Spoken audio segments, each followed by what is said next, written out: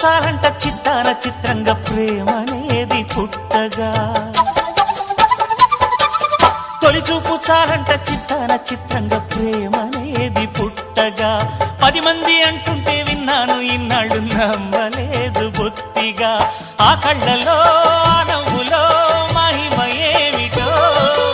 ఆ కాంతిలో ఈనాడే నా ఉదయమైనదో